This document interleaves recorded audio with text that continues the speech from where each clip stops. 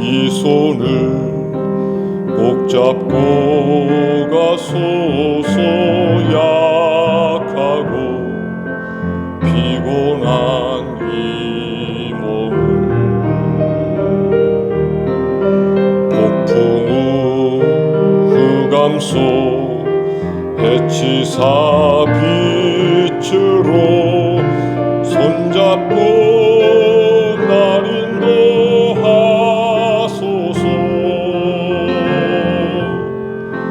주여 인도하옵소서. 내 손 잡아주소서. 나를 주의 곁에 두사 늘 함께 하소서. 주는 나의 힘이시고 나의 영광 되시니 주여 나를 이끄소서. 주의 얼굴 배우리.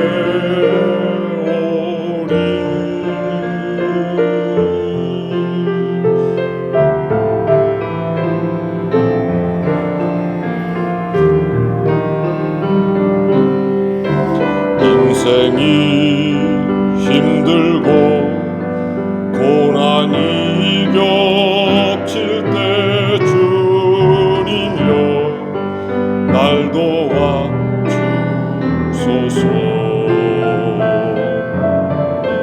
외치는 이 소리 귀 기울이시사 손잡고 날 인도하소서.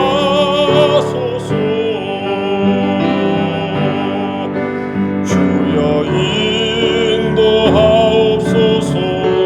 내 손 잡아주소서. 나를 주의 곁에 두사 늘 함께 하소서. 주는 나의 힘이시고 나의 영광 되시니 주여 나를 이끄소서.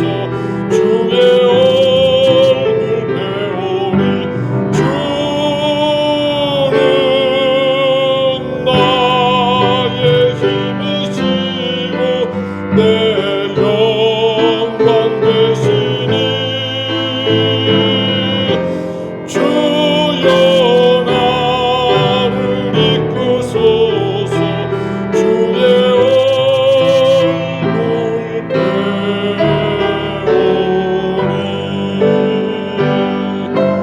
나의 주.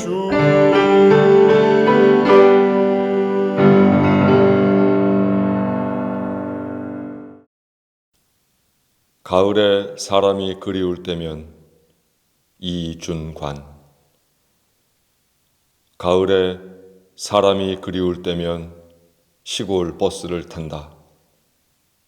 시골 버스에서는 사람 냄새가 난다.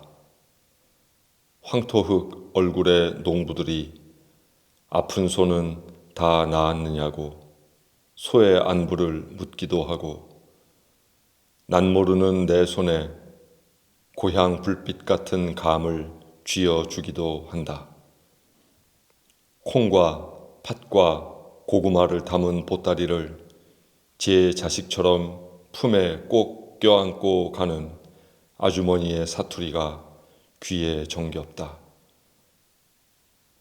창문 밖에는 꿈 많은 소년처럼 물구나무 선 은행나무가 보이고, 지붕 위 호박덩이 같은 가을 해가 보인다.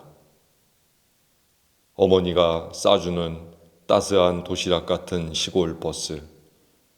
사람이 못내 그리울 때면 문득 낯선 길가에 서서 버스를 탄다. 하늘과 바람과 낯달을 머리에 이고. 예전에 목회하던 지금보다 더 산골인 교회에서 저는 아주 소중한 분들을 만났습니다. 그곳의 교인들은 몇 명 되지 않았지만 모두 인정이 넘치고 그야말로 시골에서 만날 수 있는 그 깊이와 높이를 가진 어떤 깊은 정을 지닌 그런 어른들이었습니다. 때로 외양간에 묶인 소가 콧물을 흘릴 때면 저에게 전화하셔서 소에게 안수기도를 해달라 말씀하시곤 하고, 또 당신이 필요할 때에는 언제든 불러서 함께 일을 하고, 또 제게 총각이었던 제게 함께 밥상을 구원했던 그런 어른들이 그 마을에 많았습니다. 총각전도사로 4년 목회하면서 그래도 그 교회에서 늘 보람차고 또 목회에 대한 기초를 배울 수 있었던 것은 교인들도 좋았고 또 마을 사람들도 그만큼 저에게 정겨웠기 때문일 것입니다. 사람이 곁에 있다는 사실을 알게 되면 아마도 덜 외로울 것 같습니다. 시인은 사람이 그리울 때 시골 버스를 탄다는데, 우리 모두가 누군가에게 시골에서 만나는 정겨운 이웃처럼 대할 수만 있다면 우리 시대를 휩쓸고 있는 이 외로움도 조금은 잠잠해지지 않을까 싶습니다. 사랑하는 교회 여러분, 누군가에게 정겨운 이웃이 되어 주십시오. 그래서 그 누군가가 외롭지 않도록 만들어 주십시오. 예수께서 말씀하신 이웃사랑, 그게 뭐 그렇게 큰 명제이겠습니까? 누군가에게 좋은 이웃 되어주고 따뜻한 정 나누어 주어서 그가 외롭지 않도록, 그가 지치지 않도록 함께 해주는 것, 그것이야말로 참된 이웃사랑 아니겠습니까? 오늘 시인의 그 마음이 시골 버스 안에서 외로웠던 그 마음이 풀어 녹아진 것처럼 우리 교우들 계신 곳에서는 어떤 사람도 마음 외롭고 지치지 않으며 오히려 따뜻한 정을 느끼고 사랑을 느낄 수 있게끔 우리 모두 그렇게 살아갔으면 좋겠습니다.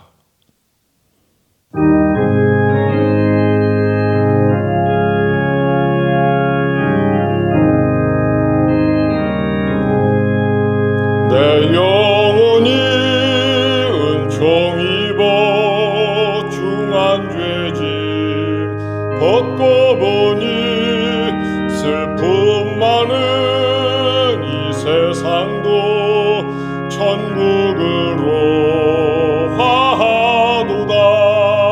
할렐루야 찬양하세. 내 모든 죄 사함받고 주 예수와 동행하니 그 어디나 하늘나라.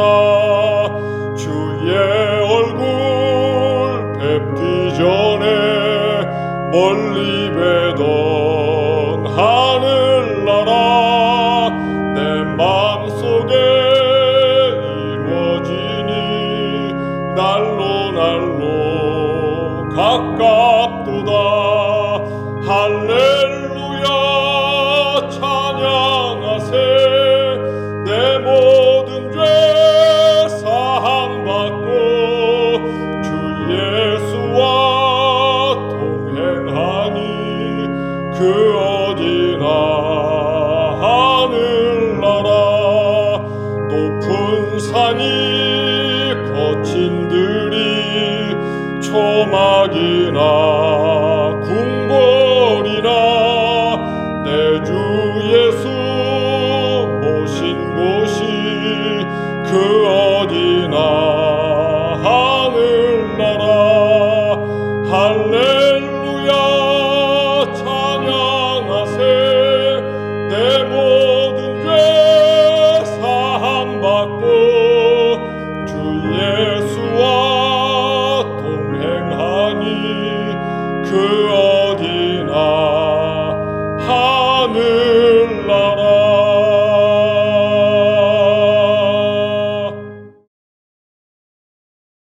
하나님, 불어오는 강바람에 일렁이는 갈대 바다처럼 고요한 일상 잃고 나아갈 방향마저 희미해진 시간, 흔들리며 사는 저희들, 든든하고도 굳건한 표대이신 아버지께로 나왔습니다.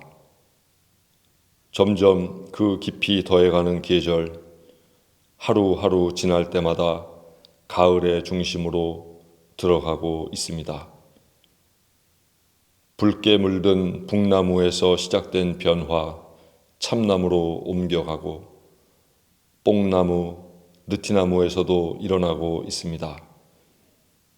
봄 소식 품고와 고운 향내로 알렸던 찔레나무, 새들 좋아하는 빨간 열매 맺고 여름 내 주목나무 타고 오르던 담쟁이 덩굴, 잎 다 떨구곤 작은 가지마다 달콤한 열매송이 매달았습니다.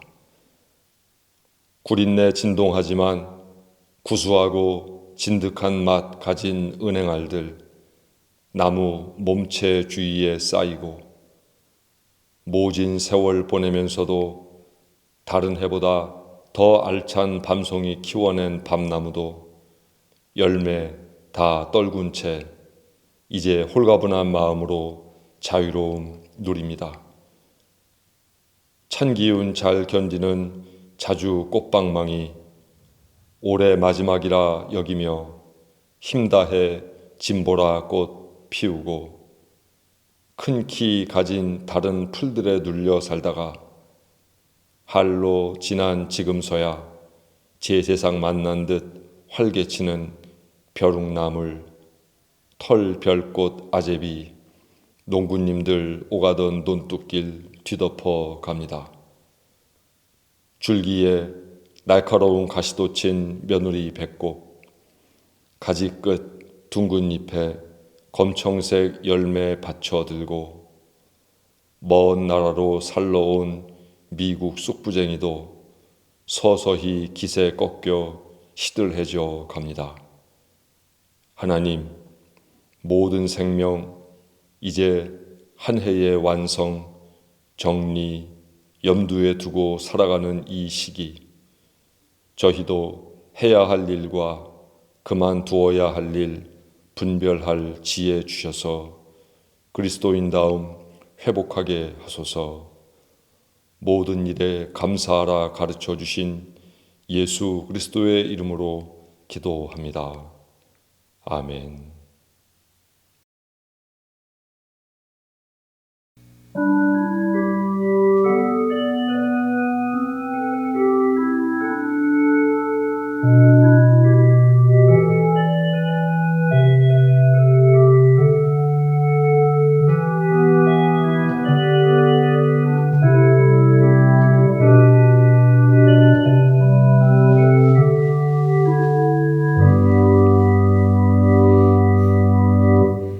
그리스도께서 우리를 해방시켜 주셔서 자유를 누리게 하셨습니다.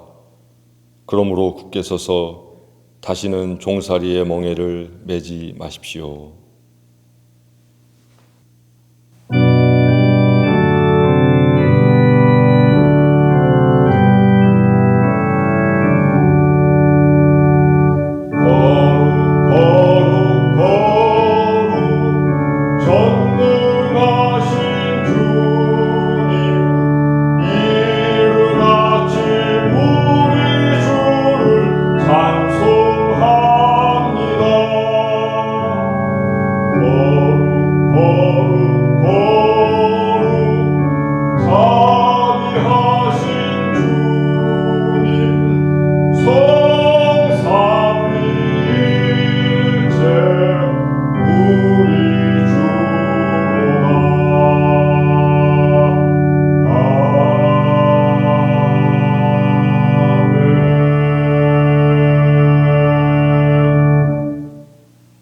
오늘 하나님께서 주신 성경 말씀은 빌립보서 3장 17절서부터 21절에 있는 말씀입니다.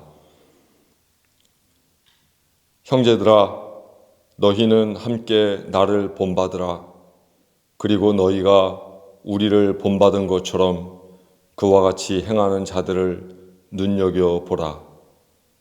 내가 여러 번 너희에게 말하였거니와 이제도 눈물을 흘리며 말하노니 여러 사람들이 그리스도의 십자가의 원수로 행하느니라. 그들의 마침은 멸망이요 그들의 신은 배요 그 영광은 그들의 부끄러움에 있고 땅의 일을 생각하는 자라. 그러나 우리의 시민권은 하늘에 있는지라. 거기로부터 구원하는 자 곧 주 예수 그리스도를 기다리노니 그는 만물을 자기에게 복종하게 하실 수 있는 자의 역사로 우리의 낮은 몸을 자기 영광의 몸의 형체와 같이 변하게 하시리라. 아멘. 오늘 우리가 읽은 본문을 보면 그리스도인으로서 우리가 본받아야 할 사람과 본받지 말아야 할 사람이 나옵니다.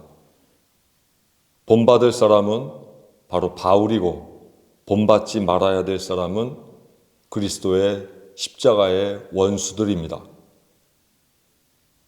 사실 이 둘은 모두 그리스도 예수를 아는 사람들이었고 교회에 다니는 사람들이었습니다.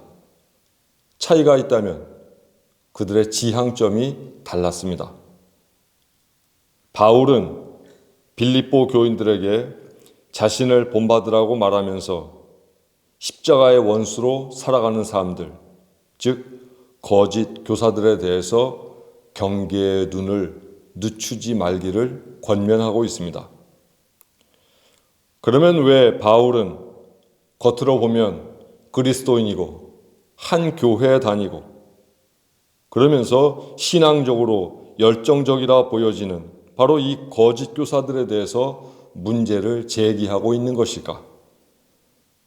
그것은 다름이 아니라 바로 그들의 지향점이 잘못되었기 때문입니다. 오늘 본문 19절에 보면 그들의 그릇된 세 가지 지향점이 나타납니다. 먼저 그들은 자신들의 배, 즉 자신들의 탐욕과 필요를 자신들의 하나님으로 삼고 살았습니다. 여기서 말하는 그들이란 바로 유대인 출신으로 율법에 대해서 잘 안다고 하며 다른 이들에게 가르침을 주고 있는 거짓 교사들을 이야기합니다. 그들은 예수 그리스도를 믿으면서도 율법과 할례를 중시했습니다. 하지만 그것이 그들에게는 독이 되었습니다. 율법, 특히 할례를 받은 것만으로 그들은 마치 신앙의 모든 의무를 완성한 것처럼 착각했습니다. 할례 자체가 구원의 조건이 아님에도 불구하고 그들은 할례를 받았다는 그 자체를 절대적으로 신뢰했습니다. 율법을 지키고 할례를 받았다는 그것으로 그들은 그들의 신앙이 완성되고 성취되었다고 믿었던 것입니다. 그 다음 문제가 생겨나게 됩니다. 이렇게 율법을 소유하고 있고 할례를 받았으니 다음에 그 어떤 나머지 삶에 대해서는 그들이 마음대로 자유를 구가할 수 있다고 여겼습니다. 그리고는 그들은 스스로의 탐욕을 채우는 일에 최선을 다했습니다. 그것에만 몰두했습니다.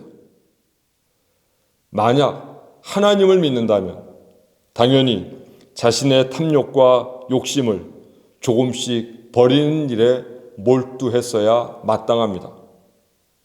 하지만 그들은 착각을 하여 할례를 받았다는 이유로 모든 신앙의 조건들을 다 충족했다고 생각했고 따라서 그들은 자신들의 배, 세상적인 가치로 욕망을 채우는 일이 마치 하나님의 뜻인 것처럼 착각을 했던 것입니다.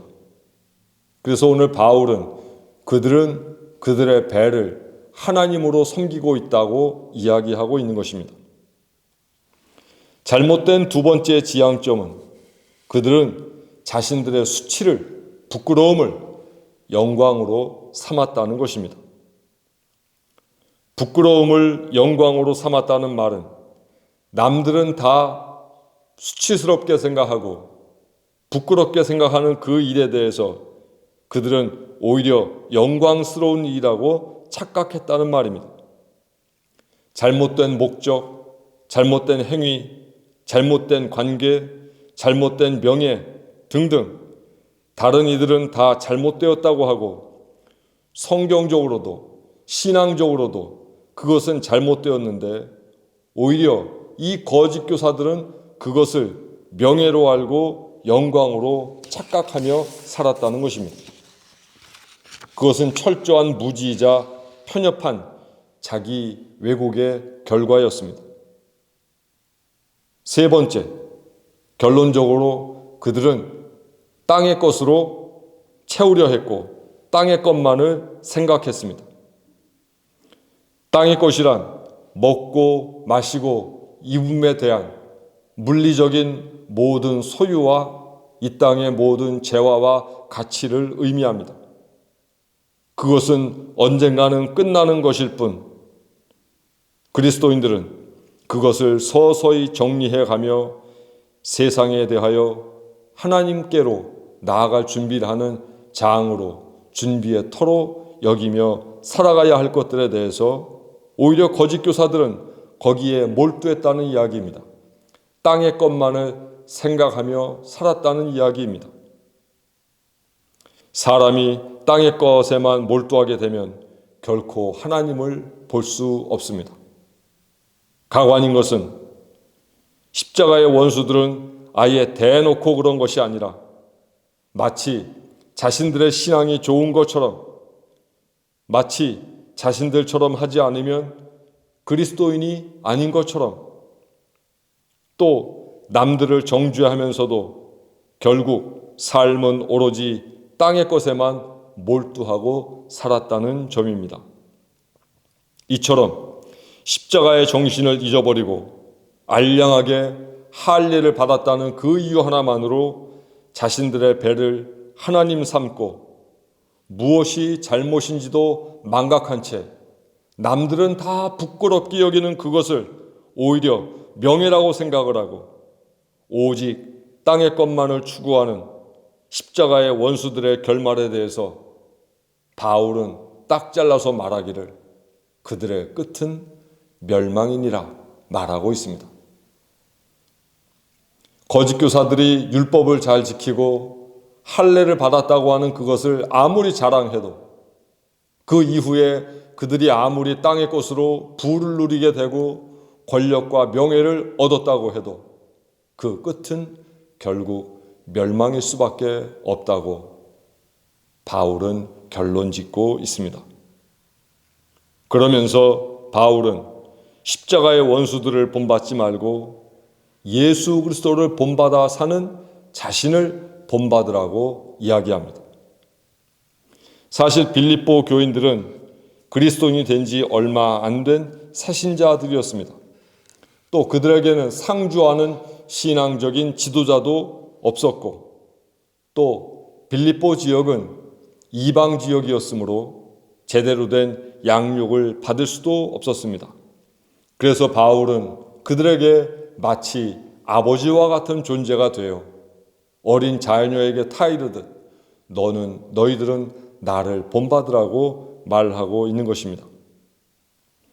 바울이 이처럼 자신을 본받아라, 즉 정면교사, 따라 살아도 될 그런 모범으로 보이는 개념, 그것을 두 가지로 설명하고 있습니다.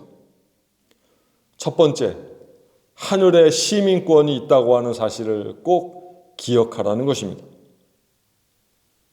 바울 당시에 로마 제국의 시민권은 대단히 중요한 가치였습니다.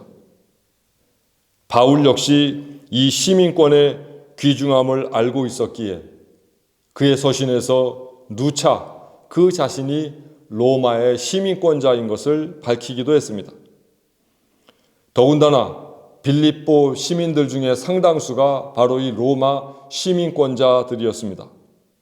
예를 들어서 로마 시민권자들에게는 특권이 부여되는데 그 특권을 빌립보 사람들도 누리고 있었습니다.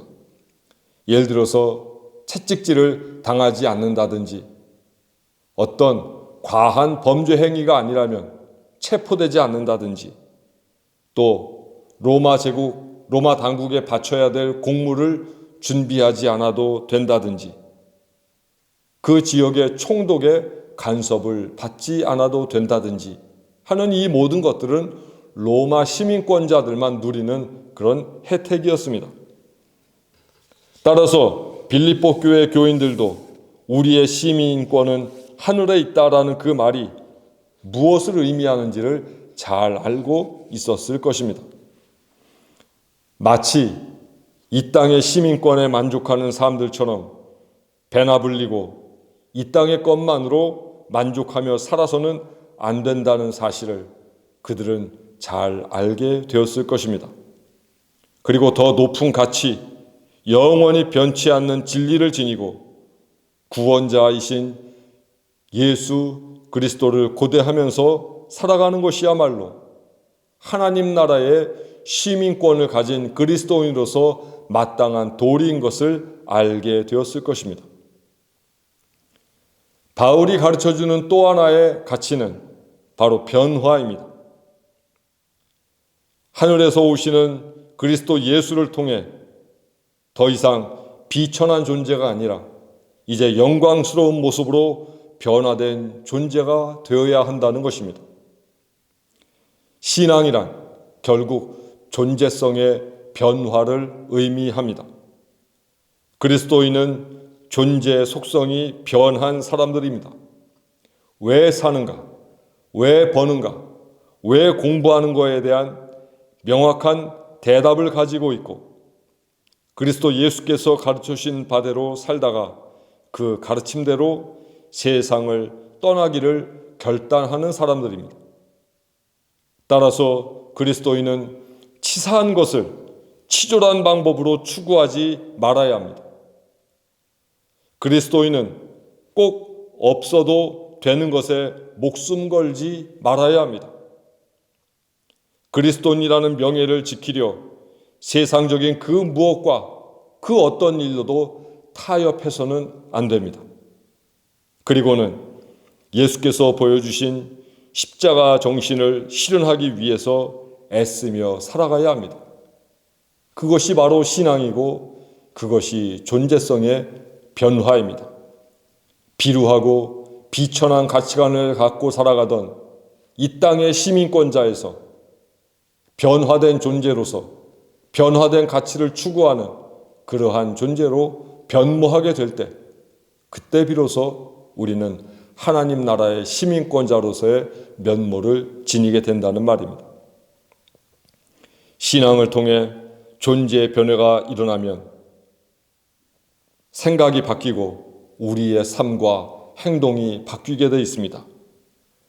변화를 경험하지 않았기에 여전히 치사한 것에 몰두하고 괜스레 바쁘고 속이 좁게 살아가는 것뿐입니다.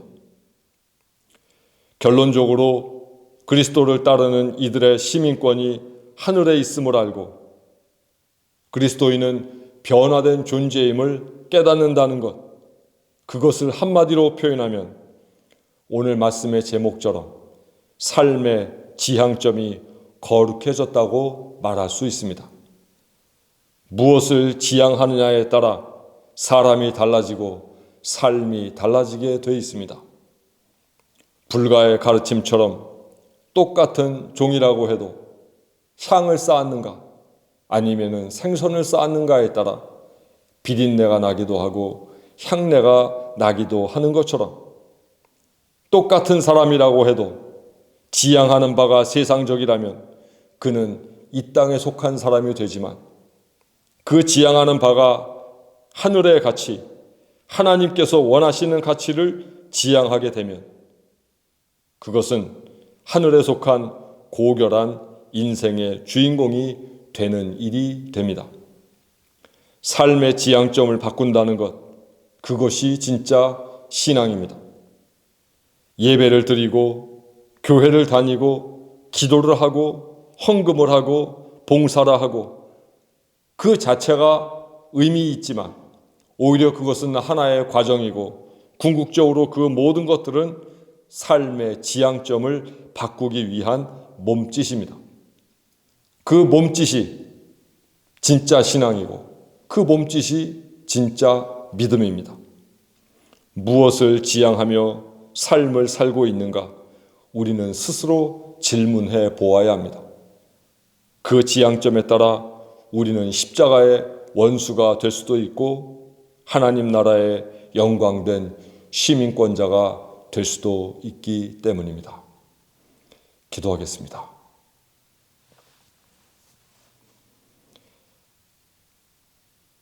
몸은 교회 안에 있으면서 하나님께 기도하고 반복하여 예배를 드리면서 마음은 이 땅의 것에 속하여 이 땅의 것만으로 만족하고픈 저희의 탐욕이 아직도 저희 속에 가득합니다.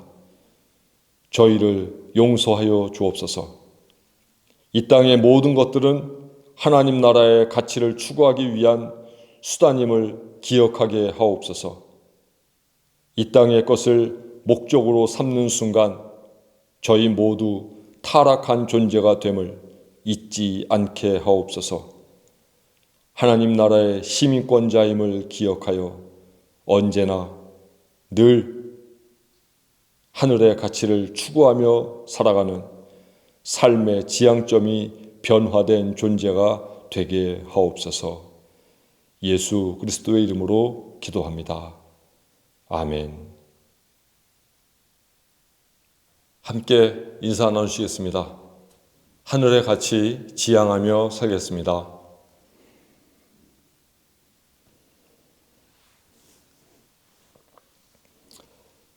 예수 그리스도를 본받아 사십시오. 언제 어디서나 누구에게나 그리스도인이 되십시오. 모든 일에 감사하며 사십시오. 그리스도인의 시민권은 하늘에 있음을 잊지 마십시오.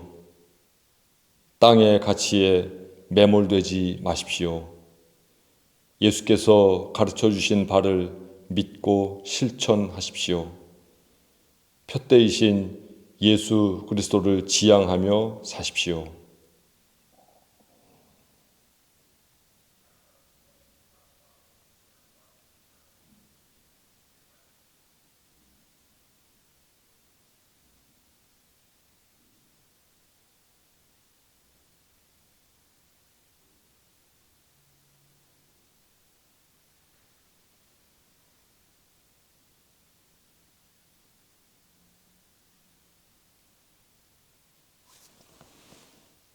지금은 우리 주 예수 그리스도의 은혜와 하나님의 크신 사랑과 성령의 위로하심이 이제는 이 땅의 가치가 아니라 오직 하나님 나라의 가치로만 살고자 하는 원천 신앙 공동체 모든 교우들 머리 위에 지금부터 영원토록 함께 하시옵기를 간절히 축원하옵나이다. 아멘.